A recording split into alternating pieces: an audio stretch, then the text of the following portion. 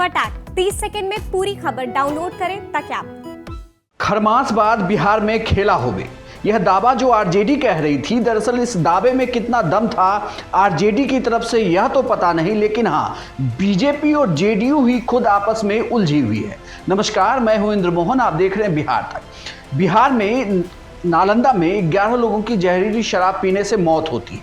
उसके बाद हालांकि उससे पहले भी जेडीयू और बीजेपी के बीच में नूरा कुश्ती जारी थी सम्राट अशोक को लेकर। सम्राट अशोक पर दया प्रकाश सिन्हा के सम्राट अशोक नाटक में उसकी तुलना, सम्राट अशोक की तुलना औरंगजेब से कर दी गई थी, जिसके बाद जेडीयू लगातार कह रही थी कि उन्हें जो पद्मश्री सम्मान मिला है और साहित्य सम्मान भी मिला है, इन तमाम अवार्ड को सरकार को वापस ले लेना चाहिए। खैर, ये विवाद एक दिन पहले का था। इसके बाद कल जब नालंदा में जहरीली शराब पीने से 11 लोगों की मौत हो गई, तो उस मौत के बाद बीजेपी के प्रदेश अध्यक्ष संजय जायसवाल ने इस मौत पर सवाल उठाया और जेडीयू से ही इसका जवाब मांगा कि अब आखिर गिरफ्तारी किसकी होगी। उन्होंने एक फेसबुक पोस्ट लिखा था, जिसके बाद उन्होंने ये सवाल उठाया। इस सवाल के जवाब में जेडीयू की तरफ से उपेंद्र कुशवाहा सामने आए। उपेंद्र कुशवाहा लगातार सम्राट अशोक के मुद्दे को लेकर या कोई दूसरा भी मुद्दा हो, बीजेपी को घेरने में लगे हैं। इस बार जब उपेंद्र कुशवाहा सामने आए तो उन्होंने संजय जायसवाल पर सवाल उठा लिया और ये कहा कि वो मुख्य मुद्दा से भटकाने के लिए इस तरीके की बात कह रहे हैं। देखिए, वो तो बार बार बोलते रहते हैं इस तरह की बात। अब संजय जायसवाल जी कब क्या बोलते हैं, अब कई बार उन्हीं को शायद समझ में बात आती होगी, दूसरे आदमी को तो समझ में बात नहीं आती है। आज भी जो उन्होंने कहा है शराबबंदी को लेकर, तो हमारी पार्टी से सवाल पूछा है। उन्होंने कहा कि दल से हम सवाल पूछना चाहते हैं कि कार्रवाई होगी कि नहीं होगी। अरे भैया, कार्रवाई साधारण आदमी भी जानता है कि सरकार करती है, कार्रवाई कोई पार्टी नहीं करती है ऐसे मामलों में। तो पार्टी से सवाल पूछने का क्या उनका मतलब है, वही बता पाएंगे। जहां तक सरकार का सवाल है, तो माननीय मुख्यमंत्री जी के नेतृत्व में सरकार मजबूती से हर मामले में कार्रवाई करती है। इस मामले में भी कार्रवाई होगी, लेकिन संजय जायसवाल जी को यह भी सोचना चाहिए कि सरकार कोई अकेले एक पार्टी जेडीयू की नहीं है। सरकार में भारतीय जनता पार्टी भी हिस्सेदार है, तो अपनी ही सरकार के समक्ष बात रखने का जो तौर तरीका है उसके हिसाब से रखें। सीधे पार्टी से सवाल पूछने का क्या। लेकिन यह बात यहीं पर खत्म नहीं हुई।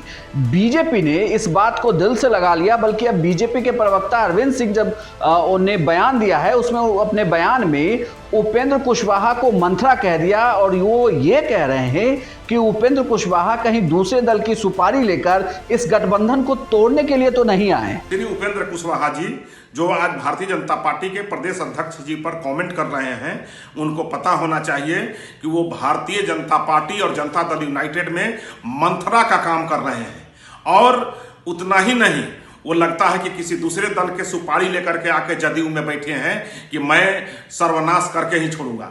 जहां तक उनको पता होना चाहिए कि माननीय मुख्यमंत्री श्री नीतीश कुमार जी को भारतीय जनता पार्टी इतना विश्वासी और सहयोगी रहा है कि 2000 से लेकर के 2005 से लेकर के और आज तक मुख्यमंत्री बनाए हुए हैं और उनको आज सबसे मजबूत गठबंधन और मजबूत सहयोगी भारतीय जनता पार्टी है। लेकिन उपेंद्र कुशवाहा जी अपना मंथरा का स्वभाव को आप छोड़िए।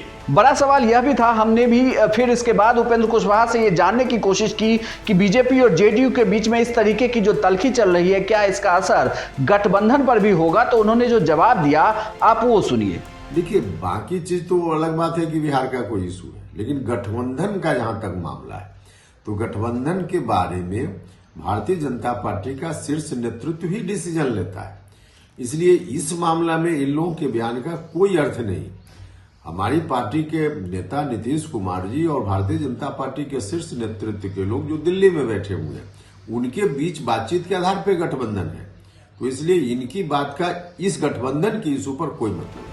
उपेंद्र कुशवाहा हालांकि साफ तौर से कह रहे हैं कि इस गठबंधन के लिए नीतीश कुमार बीजेपी के शीर्ष नेताओं से बात कर रहे हैं। इसका मतलब कि बीजेपी के जो प्रदेश स्तर के नेता हैं, इनका कोई भी लेना देना नहीं है। लेकिन बीजेपी और जेडीयू के बीच में जो नूरा कुश्ती चल रही है, उससे तो यही लगता है कि इस गठबंधन में सब कुछ ठीक नहीं।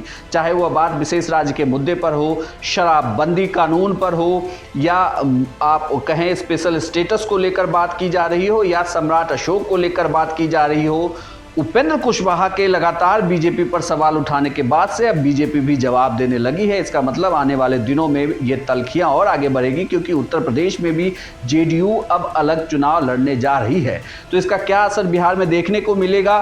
क्या जो आरजेडी बात कह रही थी कि खरमास के बाद खेला होवे, तो क्या सचमुच में जेडीयू और बीजेपी का यह गठबंधन टूटने के कगार पे है? आपको यह जानकारी कैसे लगी हमें कमेंट करके जरूर बताइएगा। साथ ही हमारे बिहार तक पेज को सब्सक्राइब कर लें और हमारे तक ऐप को डाउनलोड भी कर लें।